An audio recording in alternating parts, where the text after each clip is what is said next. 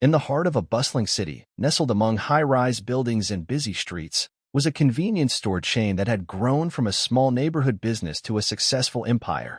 The mastermind behind this thriving business was William Jacobs, the 45-year-old CEO of Jacobs Mart, a company that had expanded to over 200 locations nationwide. But despite his success, William felt something was missing. The numbers and quarterly reports didn't tell the full story of his business. Were his employees truly happy? Were they providing the top-quality service he had envisioned when he first started the company? William wanted answers, so he devised a plan. He would go undercover in one of his own stores, disguised as an ordinary worker. He chose Store 27, the third one to open, which had always been a top performer. He wanted to experience his business from the perspective of an employee, seeing firsthand what really went on behind the counter. To blend in seamlessly, William dressed in worn jeans, a faded hoodie, and a baseball cap pulled low over his face. His usually neat hair was messy, and he had grown a scruffy beard for the occasion. Arriving early in the morning, he walked into the store, immediately greeted by the familiar hum of the start of the day. Employees bustled around, restocking shelves, greeting customers, and preparing for a busy day.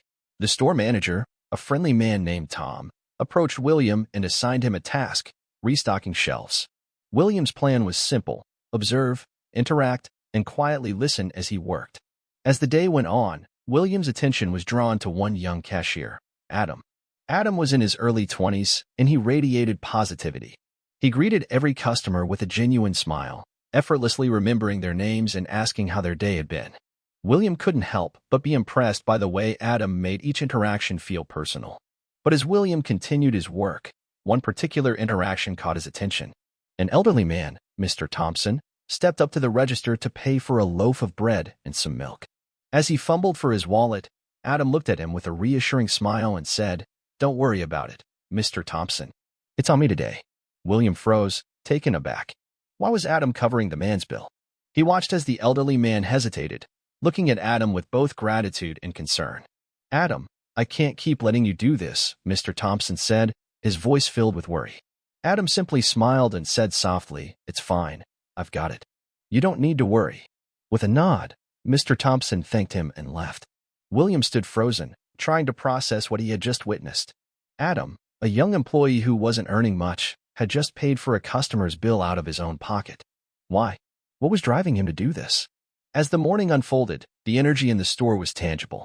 Customers came and went, each carrying their own story, their own burden, but all were greeted by the cheerful face of Adam, whose positivity seemed to infuse the store with warmth. William observed Adam from his spot near the stock shelves, his heart heavy with both admiration and a twinge of guilt. He had built his empire, but here, in this small corner of his vast business, he had missed the mark. Adam's genuine connection with every customer was a rare sight.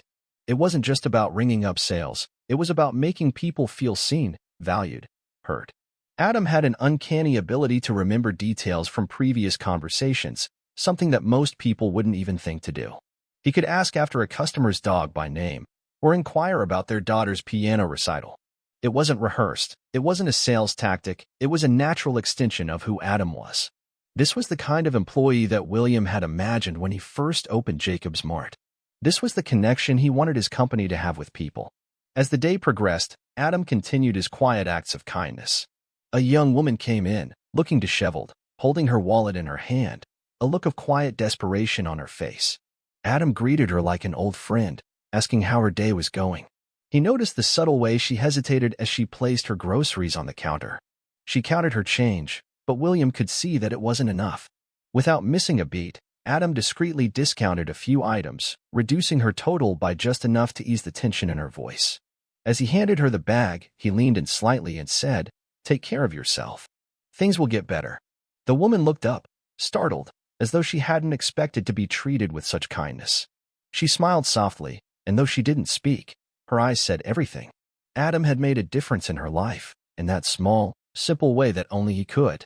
William's thoughts were interrupted when an older man, Mr. Thompson, entered the store. William had seen him before. He was a regular customer, often in a hurry, never really engaging in much conversation. Today, however, he looked different, more fragile, with a slight stoop to his shoulders. As soon as Adam saw him, his face lit up. "Mr. Thompson, how are you today? Need your usual?" The elderly man's expression softened. I'm good, Adam. Just getting a few things for dinner. Adam smiled as he rang up the items. It's on me today, Mr. Thompson. I got you. The elderly man looked around, unsure. No, Adam. I can't accept this. I don't want to be a burden.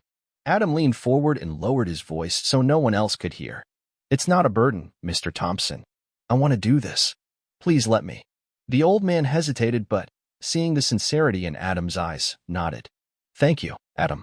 You're a good kid. William watched as Mr. Thompson left the store, a smile on his face despite the weight of his own troubles. Adam had made his day a little easier, a little brighter. As the shift wore on, William felt a growing sense of guilt, mixed with awe. Here was a young man, likely living paycheck to paycheck, going out of his way to help others. It wasn't something he was doing for recognition. It wasn't a marketing ploy or part of a company initiative. Adam was simply a kind soul, one who believed in doing the right thing, even when it wasn't easy. William couldn't help but think of how much his own life had changed, how much he had allowed the bottom line and the corporate numbers to dictate everything. He had become disconnected from the core values that had driven him to start Jacob's Mart in the first place. The contrast between Adam and the corporate world William had built was stark, and it left him unsettled. His business was thriving, but something was missing. The human element, the kindness, the connection, that was what was truly important. This was the lesson William hadn't known he needed to learn. By the end of the day, as the store began to quiet down, William walked up to Adam while he was taking a quick break in the break room. His disguise was still intact, but William felt the weight of what he was about to ask. He had witnessed kindness beyond measure, and he needed to know more. He wanted to understand the heart of this young man who had no qualms about putting others before himself.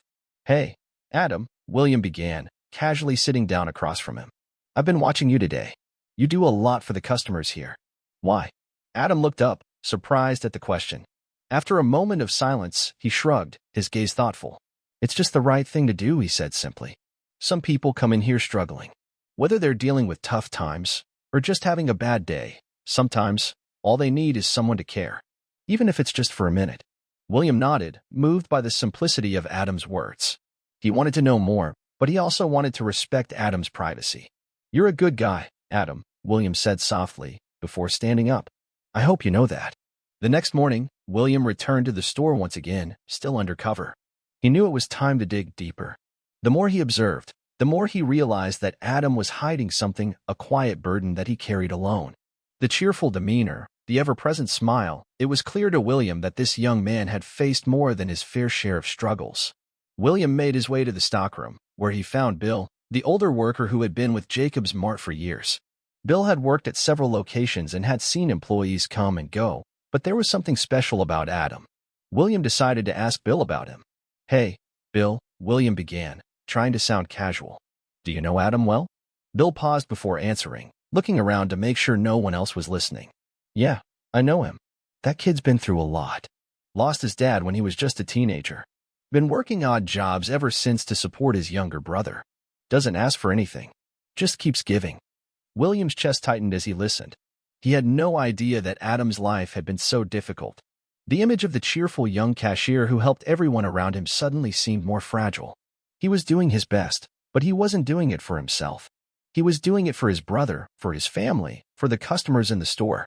He doesn't take days off, Bill continued, his voice softening. Even when he's sick, he shows up. He just doesn't stop. He's got this natural kindness to him. It's like, it's in his blood. Bill's words hit William harder than he expected. Here was a young man, working tirelessly, giving everything he had, and still finding the strength to care for others. It was a level of selflessness that William hadn't known he could aspire to. After spending a few more hours working alongside Adam, William's heart grew heavier with each passing moment. Adam wasn't just an employee. He was the kind of person who made the world a better place, even if it was in small, unseen ways. William realized that he had neglected to acknowledge this kind of person in his company, someone who embodied the values he had once started Jacob's Mart with. He had allowed the business to grow, to become about profits and numbers, but what had happened to the people who made it all possible? As the shift ended, William knew it was time. The next day, he would reveal his true identity to the team, and he would make sure that Adam knew just how much his efforts had been appreciated, not just by the customers, but by him, the CEO of Jacob's Mart. By the third day of his undercover operation, William knew it was time to reveal his identity. He had seen enough. He had come into his own store to understand what was really happening behind the scenes, but what he had discovered was more than he could have ever imagined. He was inspired, not just by Adam's selflessness, but by the entire team's commitment to making the store a place where people felt valued and cared for. That night, after the store closed, William called for a meeting with the employees. As they gathered in the back room, William stood at the front, took a deep breath, and slowly removed his cap and hoodie. The room fell silent as recognition spread across their faces. "Hi everyone," William began, his voice steady but filled with emotion. "I'm William Jacobs, the CEO of Jacobs Mart." The employees stared at him, wide-eyed and speechless. But none were more shocked than Adam. "I've been working here undercover for the past few days," William continued, his voice filled with sincerity. "I wanted to understand firsthand what happens in my stores, to learn about the people who make this business run. And I have to say, this has been an eye-opening experience." Turning toward Adam, William met his bewildered gaze. "Adam," he said, his voice full of admiration, "your kindness and generosity have truly inspired me. You go above and beyond for our customers, not just as an employee, but as a human being. The way you treat people, the way you help those in need, it's something rare, and it hasn't gone unnoticed." Adam stood frozen, trying to process what was happening. William wasn't finished yet, though. What he was about to say would change Adam's life forever. "Even when you don't have to, you still go out of your way to make a difference," William continued. "And because of that, I'm proud to announce that, starting today, you're being promoted to a management position with a significant raise." The room erupted in applause. William turned to the rest of the team. "Additionally, I'll be covering the cost of Adam's brother's education, and I'm setting up a fund to help employees in need across all Jacobs Mart locations. No one who works hard and cares for others should have to struggle alone." Adam stood speechless, his hands trembling slightly as he tried to process the words. When he finally found his voice, he looked at William with genuine humility. "Thank you," he said sincerely, "but I never did any of this expecting something in return. I just wanted to help." William smiled. "And that's exactly why you deserve it." From that day forward, Store 27 became the gold standard for all Jacobs Mart locations. Employees felt more valued, motivated to do their best, and customers could sense the warmth and care in every interaction. William himself made it a priority to regularly visit his stores, connecting with the people who truly made his business thrive. What had started as a simple undercover experiment had turned into a life-changing experience for both William and his employees. Adam's quiet acts of kindness had not only transformed the way William viewed his business, but had also inspired a culture of compassion and generosity that would spread across every Jacobs Mart location. In the end, it wasn't just about numbers and profits, it was about the people, the lives they touched, and the kindness that made everything possible. And that, William realized, was the true heart of his business.